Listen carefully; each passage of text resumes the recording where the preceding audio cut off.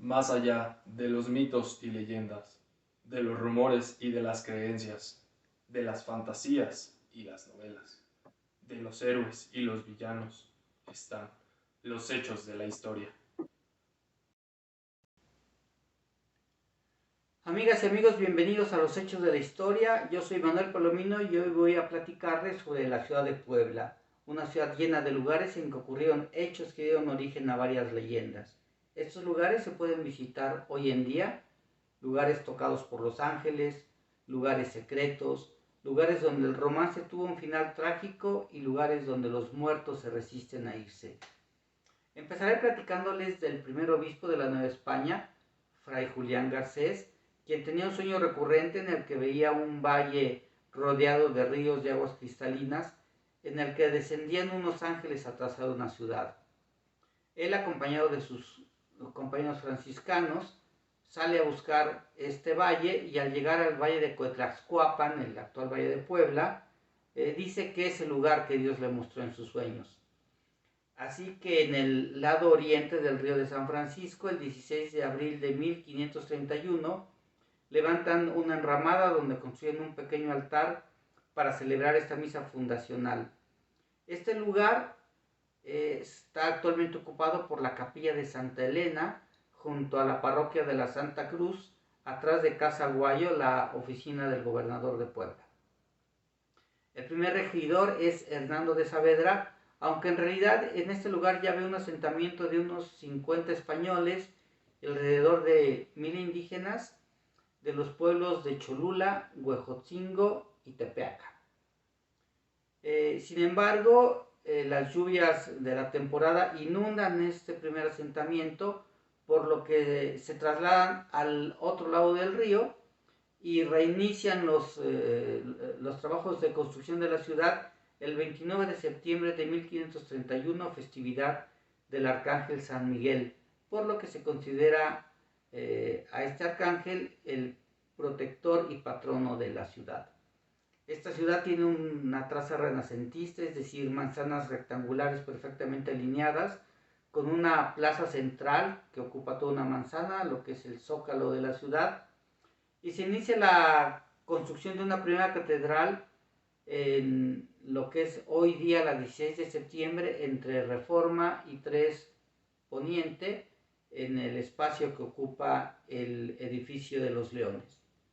Se inicia una segunda catedral en lo que es actualmente el atrio y finalmente el 18 de noviembre de 1575 se inicia la construcción de la catedral actual.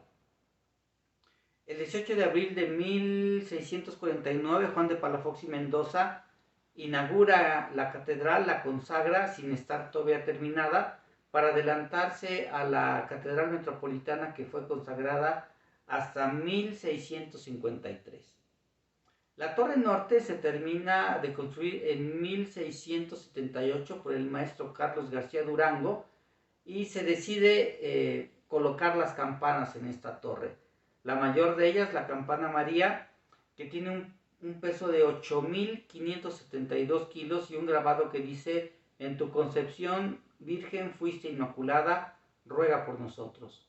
4 veces se fundió la campana y al tratar de subirla se quebraba, hasta que los maestros Francisco y Diego Márquez deciden fundir la campana arriba de la torre, con una aleación de 80% cobre, 10% estaño y 10% plomo, porque se había colocado antes oro y plata en la fundición y al tratar de levantarla y por el peso esta se quebraba.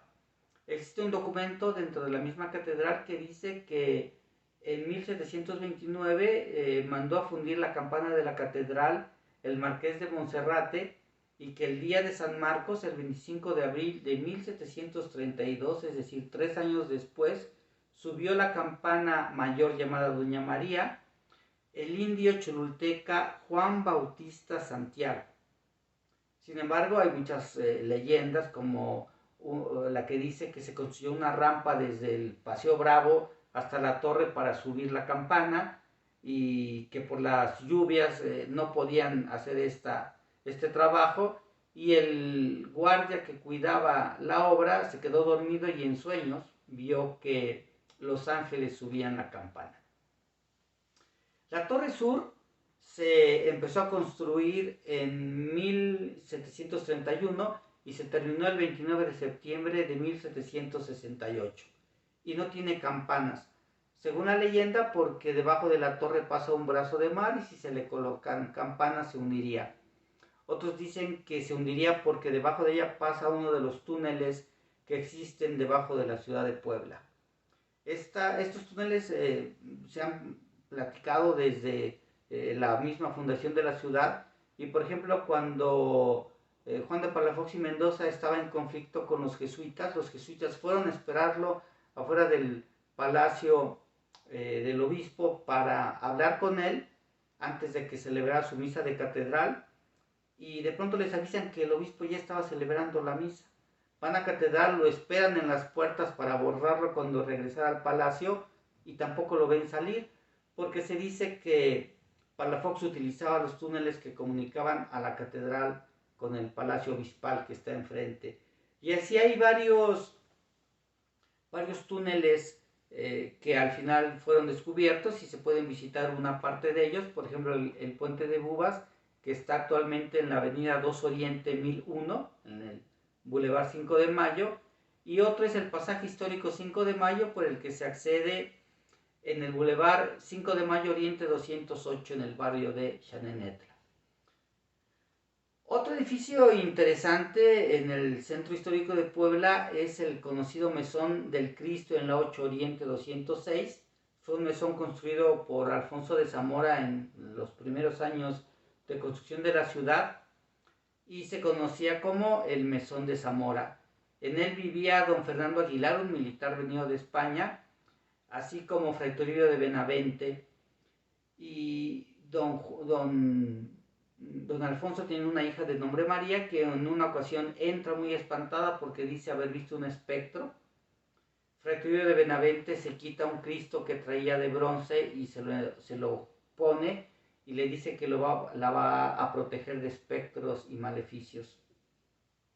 Sin embargo, un día desaparecen tanto María como Fernando, el capitán Fernando que la pretendía, y pues nadie sabe a dónde se fue. La posada sigue creciendo y un día que se están haciendo obras de ampliación, al hacer una excavación, se encuentran dos cuerpos y se reconoce que uno de ellos es don Fernando por sus armas y el otro se reconoce que es la joven María por el Cristo que tenía y que le había dado Fray Toribio de Benavente. Y entonces empieza a llamar al mesón como el Mesón del Cristo. Los indígenas que estaban trabajando en las obras cuentan lo que ocurrió. En una ocasión don Fernando sigue al espectro, ve que entra a una cueva y al entrar a esta cueva el espectro se despoja del lienzo que tenía y resulta que era una indígena que estaba desnuda y que se acerca a un altar a hacer un ritual. Don Fernando se la queda viendo, la indígena lo descubre, lo llama, le confiesa su nombre, le dice que se llama Citlali y inician un amorío. Constantemente don Fernando va a la cueva a encontrarse con Citlali, pero una noche María los sigue y los descubre. Al reclamarle, Citlali toma el cuchillo de don Fernando y mata a María. Don Fernando lleva el cuerpo acompañado por los indígenas sirvientes de Citlali al mesón y ahí lo asesinan los criados de Citlali y ella lanza un maleficio al edificio por sentirse despechada por don Fernando.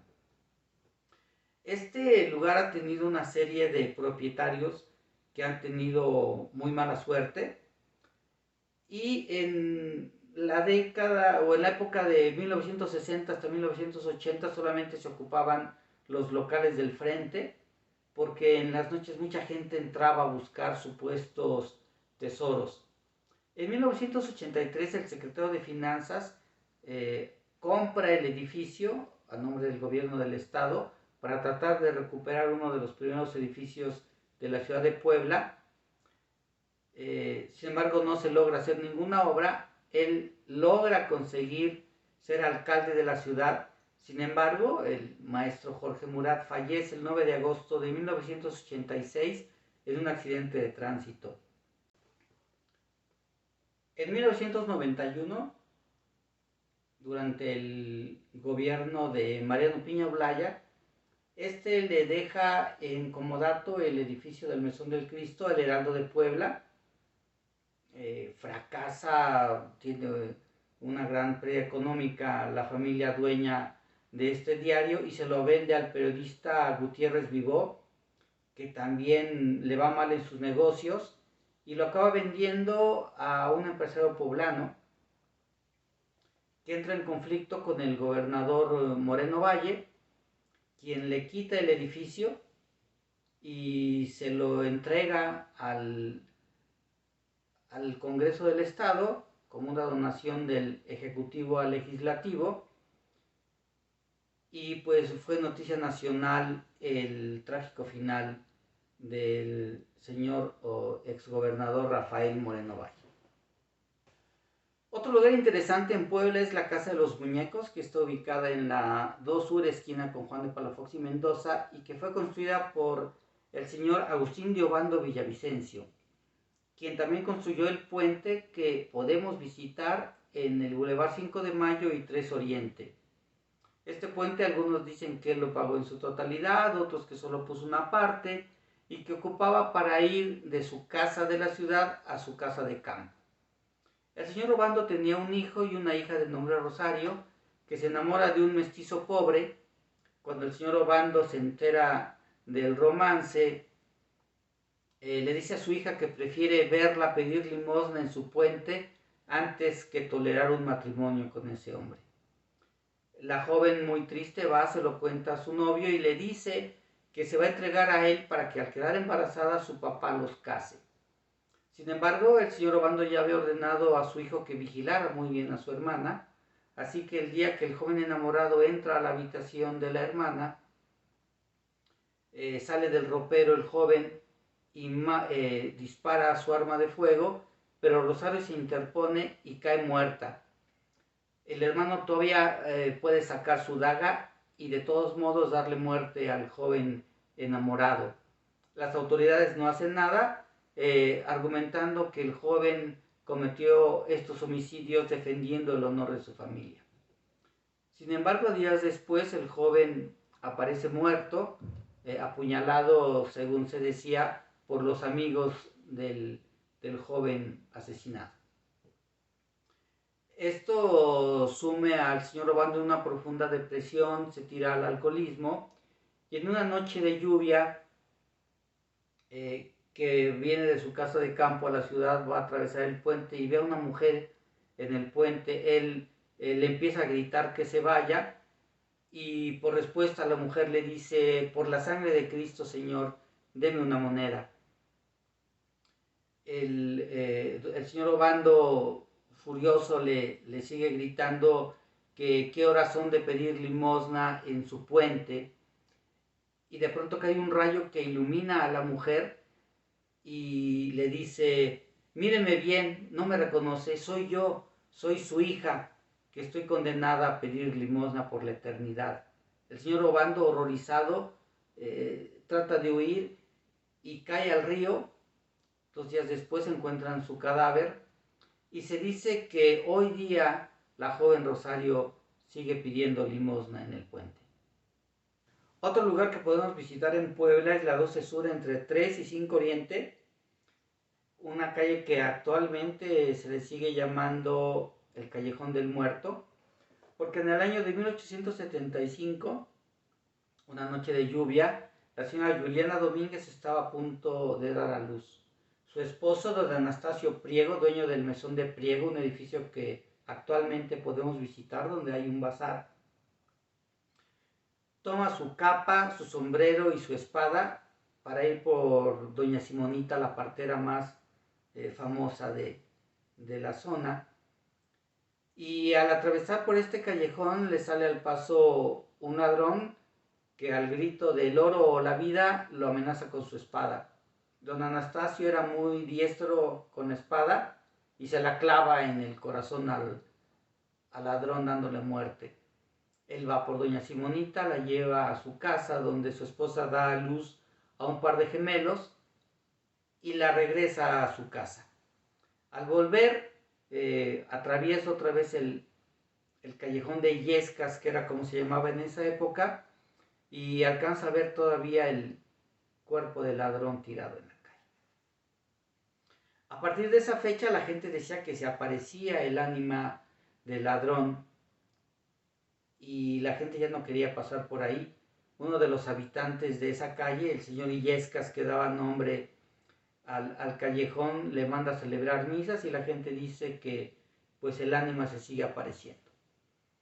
Un día el padre Francisco Ávila estaba a punto de cerrar el templo de Analco, que está ahí junto a ese callejón, junto con el sacristán, y entra un hombre y le pide que lo confiese. El padre Francisco le dice al sacristán que él se encarga de cerrar el templo y al otro día no llega a la misa de 7. El párroco y el sacristán lo van a buscar a su casa y lo encuentran enfermo y alterado y les platica que el hombre que llegó la noche anterior, en el momento de estar en el confesionario, le dice que es un alma en pena, que con permiso de Dios ha venido a pedir la absolución, y al dársela el sacerdote, el hombre desaparece. Entonces el padre está horrorizado por haber estado con un muerto, y el mismo padre fallece al día siguiente. Algunas personas dicen que a partir de entonces dejó de aparecerse el ánima del ladrón, otros dicen que se sigue apareciendo, por lo que en el número 303 de esta calle 12 Sur se puede ver hasta hoy día esta cruz blanca y mucha gente le sigue poniendo flores y veladoras para que ya no se aparezca. Pero también se dice que las ánimas que se ven en esta calle son del panteón que había en el atrio del templo de Analco hasta el siglo XIX, a mediados del siglo XIX. Este atrio era uno de los panteones más grandes de la ciudad.